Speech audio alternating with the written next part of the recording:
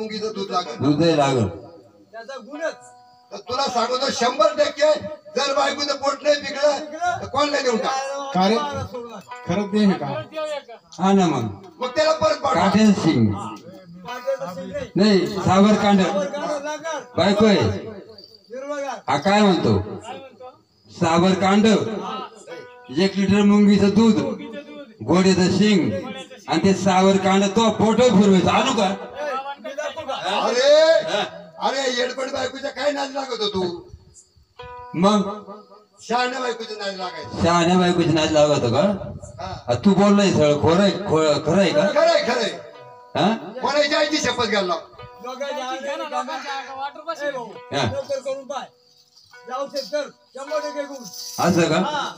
ए, हा. मी काय तू बर ऐक ऐक हा. या भावाचा जरी गुण नाही आला नाही ना आलं गावाच्या खाती देवी निघाली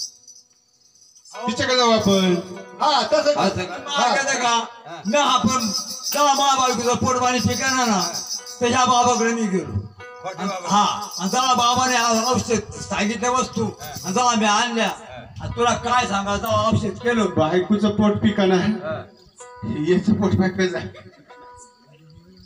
तुम्हाला सगळं काय रे तुला काय केलं रे पोट पिकाना मला दाखवू राहिले ए, तुम्हाला काय केलं ते पोत बांधे ना आपण दाखवू राहिलं ना बाबा ते पोट याला खरं पटलं पाहिजे ना तुम्हाला काय केलं रे आता याला खरं पटलं पाहिजे दाखवू राहिलो मी महाबायकोचं पोटपाणी बिघडलं ते सांगू राहिलो मग त्याच्या बायकोचं पिकलं पाहिजे ना तू केलं होतं हा मग सावरकांड हा तू करून पाय बघ घोड्याचं शिंग सगळं आणलं होतं मुंगीचं अरे दूध. अरे पोटभाजी पिकला बाबा आईला तुला काय सांगा बाबा नाही बाई तुझा याच्यावर विश्वास नाही ना मग आपल्या गावाच्या खातून एक देवी निघाली पुढं बाबू मग काय मानले बाई ती 7 दिवसात पोर देते हा एकदम संध्याकाळपर्यंत पोर देते फक्त तिच्या 7 वेळेस पाय पडायचं दोन पाय संध्याकाळीच पोर तुला लगेच नाही सावरकांडच करून पाहतो हा अरे तो रामबाण गुण न करून पाहिला हो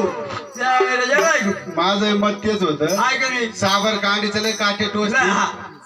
ते केल्यापेक्षा हे सोपं होईल बरं. हो देवीचं काम बघ. काय देव्यांदा तू सावरगड कर मनगाड माझं हिरवा गाडा मी तेच करू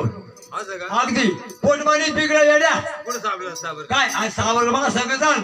हिरव्या गाड सावरी आणतो मस्त मी आणलो ते रेल्वेच्या कडाला नव्हत्या मी आणलो होतं बोलतो पोटमानी तू कर नाही तर देवीचं कर भाऊ जाय तुला